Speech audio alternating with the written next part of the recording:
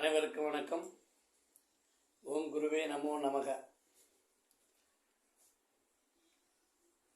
ஐந்து கரத்தனை ஆணை முகத்தனை இந்தியன் இளம்பெறை போலும் வயிற்றினை நந்தி மகந்தனை ஞான குழந்தனை புந்தியில் வைத்து போற்றுகின்றேன்.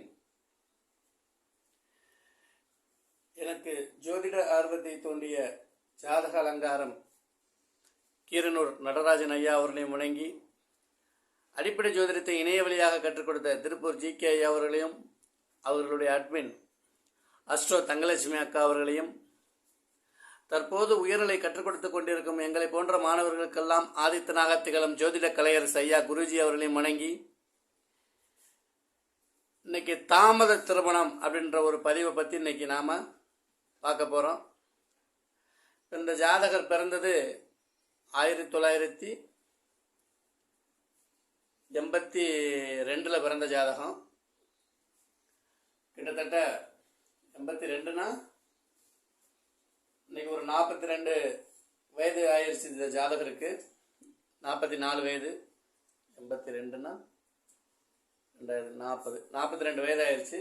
இன்னமும் திருமணம் நடக்கவில்லை. இந்த ஜாதகத்தை நாம் மேலோட்டமாக பார்க்கும்போது பார்த்தோம்னா 7ஆம் பாவகம் எந்த ஒரு பங்கமுமே இல்லாமல் இயல்பாக இருக்கு.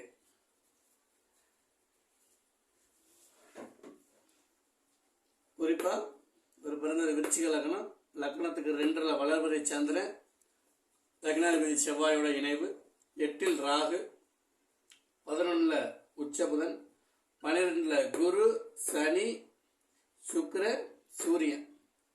இப்போ ஜாதகர் எப்படி இருப்பார் அப்படின்னு நாம் பார்க்கும்போது லக்னத்துக்கு எந்த ஒரு பாவத்துவமும் இல்லை.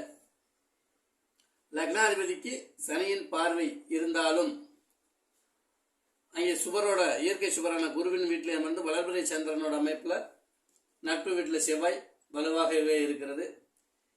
அதற்கடுத்தபடியாக 4ஆம் பாவகம் தாயார் ஸ்தானம் அப்படின்ற அமைப்பை நம்ம பார்க்கும்போது 4ஆம் பாவகத்திற்கு குருவின் பார்வை, 4ஆம் பாவகாதிபதி உச்சம், தாய்க்காரகன் சந்திரன் எந்த ஒரு பங்கமும் இல்லாமல், சனியின் பார்வை டிகிரி வயசில் நம்ம பார்க்கும்போது செவ்வாய்க்கு தான் இருக்குது, சந்திரனுக்கு இல்லை. சந்திரன் நட்பு வீட்டில் அமர்ந்து வளர்பிறை சந்திரனாக நன்றாகவே இருக்கிறார். அது மட்டுமல்ல, கடகத்திற்கும் குருவின் பார்வை இருக்கிற அமைப்பில் கடகமும் வலுவாகவே இருக்கு. அதற்கு அடுத்தபடியாக 9ஆம் பாவகம் அப்படின்ற அமைப்பை பார்க்கும்போது பாவகாதிபதி சந்திரன் வளர்பிறையாக இருக்கிறார். தகப்ப ஸ்தானாதிபதினு சொல்லக்கூடிய சூரியன் 12ல் நீசமாகி சனி, குரு, சுக்கிரன் இவர்களோட இணைவில் இருக்கிறாரு. அதற்கு அடுத்தபடியாக இளைய சகோதரம் அப்படின்ற அமைப்பை நம்ம பார்க்கும்போது 3ஆம் பாவகம், பாவகாதிபதி சனி உச்சமாகி குரு சுக்கிர தொடர்புடன் வலுவாக இருக்கிறார். சகோதரக்காரகன் செவ்வாய் அவரும் வலுவாக இருக்கிறார். அப்படின்ற அமைப்பில் இவர் பிறக்கும் போதே ஓரளவுக்கு ஒரு நடுத்தரமான வர்க்க குடும்பத்தில் பிறந்தவர் தான். இவருக்கு பிறக்கும்போது சூரிய தசை நடப்பில் இருந்தது. லக்ன யோகர்களான தசை, விருச்சிக லக்னத்துக்கு யோகர் அப்படின்னு நாம பார்த்தோம்னா சூரியன், சந்திரன், குரு, செவ்வாய். இப்போ அந்த அமைப்பின்படி பார்க்கும்போது இவர் பிறக்கும்போது சூரிய தசை 1988 வரைக்கும் இருந்தது. அதுக்கப்புறம் 98 வரைக்கும் சந்திர தசை, 98லேருந்து 2005 வரைக்கும் செவ்வாய் தசை, 2005லேருந்து 2023 வரைக்கும் ராகு தசை இவருக்கு நடப்பில் இருந்தது. இப்போ இவரோட ஆயுள் எப்படி இருக்குன்றதை நாம் முதல்ல பார்க்கணும் இல்லையா. லக்னம் இயல்பாக இருக்கு. லக்னாதிபதி 2ல் இருக்காரு. ஆனால் 8ஆம் இடத்தை பார்க்குறாரு. லக்னாதிபதி மாரக ஸ்தானத்தில் அமர்ந்து 8ஆம் பாவகத்தை பார்க்குறார். ஆனால் 8ஆம் பாவகம் ராகுவால் பாவத்துவம் அடைந்திருந்தாலும், செவ்வாயின் பார்வையை வாங்கி பாவத்துவம் அடைந்தாலும், இங்கே ஒரு வளர்பிறை சந்திரனோட பார்வையும் குருவின் பார்வையும் இவருக்கு ஆயுளை கொடுக்கிறது. அடுத்து 8ஆம் பாவகாதிபதியான புதன் இங்கே ஆட்சி உச்சமாகி எந்த ஒரு பங்கமும் இல்லாமல் இருக்கிறாரு. அதற்கு அடுத்தபடியாக ஆயுள்காரகன் சனி உச்சமுமாகி சுக்கிரனை 2 டிகிரிக்குள்ள பீடிச்சு சுபத்துவமாக வலுவான அமைப்பில் இருக்கிற அமைப்பில் ஜாதகருக்கு ஒரு 80 வயது வரைக்கும் ஆயுள் கொடுக்கக்கூடிய ஒரு அமைப்பு இருக்கு. ஏன்னா லக்னம் பங்கப்படலை, 8ஆம் இடம் பங்கப்பட்டிருந்தாலும் குருவின் பார்வை அதற்கு ஈடு கட்டுகிறது. இப்ப இவருக்கு 4ஆம் பாவகம் குருவின் பார்வையில் இருக்கு, அம்மா நல்லா இருக்கிறாரு. அப்ப 4ஆம் பாவகம் குறிக்கக்கூடிய வீடு, வண்டி, வாகனம் அத்தனையும், ஏன்னா 4ஆம் பாவகாதிபதி வலுவா இருக்காரு, 4ஆம் பாவகத்தை குரு பார்க்கிறார் அப்படின்ற அமைப்புல வீடு, வண்டி, வாகனம் எந்த ஒரு குறைபாடும் இவருக்கு இல்லை. இப்ப இவரோட வயது இப்ப 42 வயது ஆயிடுச்சு.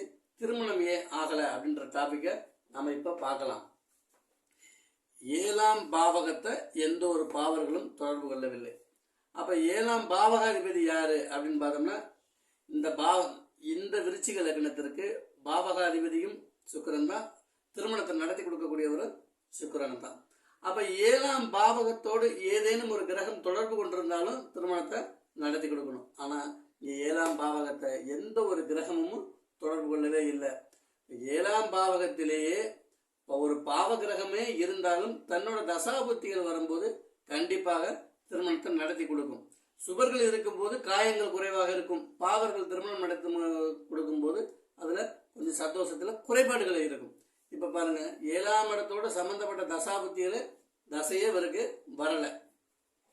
இப்ப இவருக்கு ராகு தசை முடிஞ்சு குரு தசையில குரு புத்தி நடந்துகிட்டு இருக்கு. குரு 2-5 கூடியவர் லக்னத்துக்கு 12ல மறைஞ்சு பகை வீட்டுல இருந்து தசை நடத்துறார். 8-12ஆம் இடங்கள் சுபத்துவத்தின் அடிப்படையில் எங்களுடைய குருநாதர் அமைப்புப்படி இது 8ஆம் இடம் ராகு இருக்கு, குருவின் பார்வையில் இருக்கு. ஆனா ராகு தசையிலே இடம் விட்டு இடம் அவரை ஜாதகரை மாத்திருச்சு. இது எங்களுடைய குருநாதர் ஆதித்ய குருஜி அவர்கள் 8-12 சுபத்துவ விதி இந்த ஜாதகத்தில் 100% துல்லியமாக பொருள் வருகிறது. இப்ப ஏன் திருமணம் நடக்கல? சுக்கிரன் ஆட்சியாகத்தானே இருக்கிறார் அப்படின்ற அமைப்புல நம்ம பார்த்தாலும் 7ஆம் வீட்டுக்கு 6ல மறைந்திருக்கிறார், முதல் குற்றம். அடுத்தபடியாக சுக்கிரன் 4 டிகிரியிலும் சூரியன் 6 டிகிரியில இருக்கிறார். அப்ப 2 டிகிரிக்குல சூரியன்கிட்ட சுக்கிரன் தன்னுடைய பலத்தை முழுமையாக இழந்துட்டார், அஸ்தங்கம் அடைஞ்சிட்டார். அதற்கு அடுத்தபடியாக சனி 2 டிகிரிலையும் சுக்கிரன் 4 டிகிரிலையும் இருக்காரு. அப்ப சனிக்கிட்டையும் தன்னோட சுபத்துவத்தை முற்றிலும் இழந்து ஒயிட் வாஷ் ஆயிட்டாரு. சூரியன் 6 டிகிரி, சனி 2 டிகிரி. இந்த 2 டிகிரிக்கு நடுவுல 2 பாவர்களுக்கோட நடுவுல சுக்கிரன் அப்படியே பஸ்ட் ஆயிட்டார். இது ஒளி, இது இருள், சனி. அப்ப இந்த இருளுக்கும் ஒளிக்கும் நடுவுல இந்த சுக்கிரன் போய் மாட்டிக்கிட்டு 2 டிகிரின்ற போது சுத்தமாகவே வலுவிழந்துட்டார். இன்னும் ஒருபடி நாம சொல்ல போனோம்னா, சூரியனும் சனியும் ஒரு பையனோட ஆண்கள் ஜாதகத்துல இணைவுல இருக்கிறது ஒரு நல்ல அமைப்பை, தகப்பனுக்கும் மகனுக்கும் ஒரு நல்ல அமைப்பை கொடுக்காது. நேரடி பார்வையாக இருந்தாலும் 2 டிகிரிக்குள்ள இருக்கும்போது இது மிகப்பெரிய பாதிப்புகளை தகப்பன் பிள்ளைகளை கொடுக்கும்.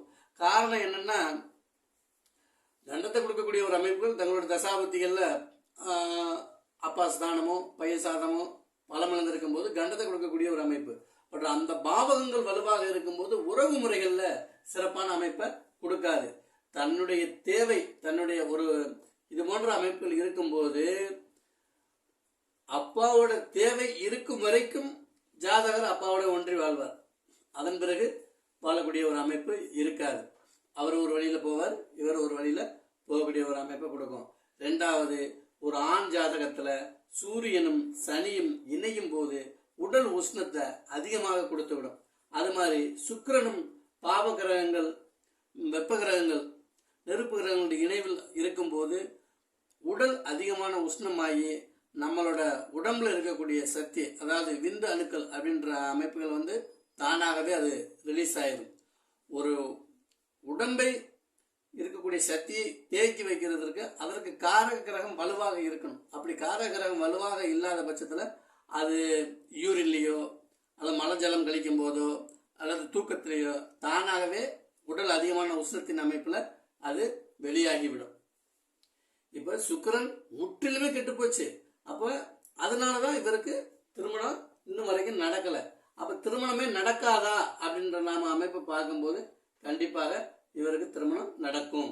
காரணம் என்னன்னா, 2-5 குடைய குரு தற்போது தசை நடத்துறாரு.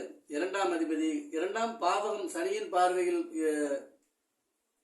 பங்கப்பட்டிருந்தாலும் சனியின் கதிர்கள் இங்கே வடிகட்டப்பட்டிருக்கு. அதாவது சுக்கிரனை 2 டிகிரிக்குள்ள பீடிச்சிருக்காரு. இங்கே சனியும் பாவத்துக்கு வந்தா ஒரு வகையில காரணம் என்னன்னா சூரியன்ட்டு அவரு 4 டிகிரிக்குள்ள இருக்கிறார். அப்ப இங்க சூரியனும் சுத்தமா நீசமாகி சுக்கிரனை அஸ்தங்கப்படுத்தி சுபத்துவம் அடைந்து நீசபங்கம் ஆட்சி பெற்ற சுக்கிரனோட வந்து நீசபங்கம் அடைந்திருந்தாலும் தன்னால் தனித்து இயங்க முடியாத ஒரு அமைப்புல தான் இருக்கிறார். அப்ப திருமணத்தை யாருக்கு நடத்தி கொடுக்கணும்னு பார்த்தோம்னா சனி தான் பீடிச்சிருக்காரு. அப்ப சனி 3 கூடியவர். அப்ப குரு தசை சனி புத்தியில 3ஆம் இடம்ன்றது வந்து காமஸ்தானம் இல்லையா? அப்ப 3ஆம் இடம் இயக்கத்துக்கு வரும். 3, 7, 11 அப்படின்ற அமைப்பு. அப்ப அவல ஆசைகளை கொடுக்கக்கூடிய 11ஆம் பாவகமும் வலுவான அமைப்புல இருக்கிற அமைப்புல சனி புத்தியிலேயோ சனி புத்தி புதனோட அந்தரத்துல திருமணம் இவருக்கு நடக்கிறதுக்கான வாய்ப்புகள் அதிகம் இருக்கிறதாக சொல்லப்பட்டது.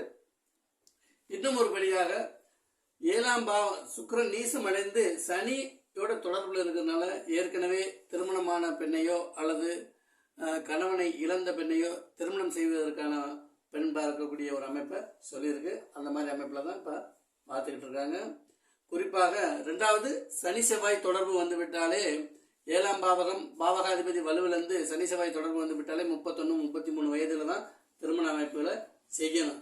ஆனா 7ஆம் பாவகத்தோட சம்பந்தப்பட்ட தசாபுத்திகள் வராத அமைப்புல இவருக்கு இன்னும் திருமணம் நடக்கல.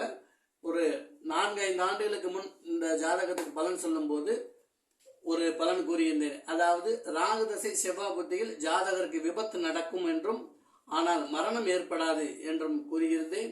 சரியாக ராகு தசை செவ்வாய் புத்தியில அவருக்கு விபத்து நடந்தது. அதன் பிறகு அவர்கள் மீண்டும் என்னை தேடி வந்தார்கள். நீங்கள் சொன்னபடியே ஜாதகர் விபத்து நடந்தது, காயமாகி மருத்துவமனைக்கு சென்று சரியாகி, ஆனால் உயிர் ஆபத்து ஏற்படவில்லை. ஜாதகர் தேறி வந்து விட்டார். இப்ப 6 கூடிய குரு 2, 5 கூடிய குரு தசை நடக்குது. குரு 6, 8 4ஆம் பாவகத்தை பார்க்கிறாரு. 4ஆம் பாவகத்தை பார்க்கக்கூடிய குரு இப்போ ஒரு வீடு கட்டக்கூடிய ஒரு அமைப்பு கொடுத்திருக்கிறாரு. 6ஆம் இடத்துல குரு கடன் வாங்கி வீடு கட்டக்கூடிய ஒரு அமைப்பையும் கொடுத்து ஒரு சில விதமான நோயும் ஜாதகருக்கு கொடுத்துக்கிட்டு இருக்காரு. 8ஆம் இடத்தை குரு பார்த்து 8ல ராகு இருந்து செவ்வாயும் சம்பந்தப்பட்டு 8ஆம் அதிபதினு சொல்லக்கூடிய புதனும் இங்கே ஆட்சியாக இருக்கக்கூடிய அமைப்புல ட்ரேடிங்கும் பண்ணிக்கிட்டு இருக்காரு. அதுலயும் நன்றாகவே ஜாதகருக்கு போய்கிட்டு இருக்கு. மீண்டும் ஒரு பதிவில் நாளை சந்திப்போம். வாழ்க ஜோதிடம், வளர்க ஜோதிடர் ஒற்றுமை. நன்றி, வணக்கம்.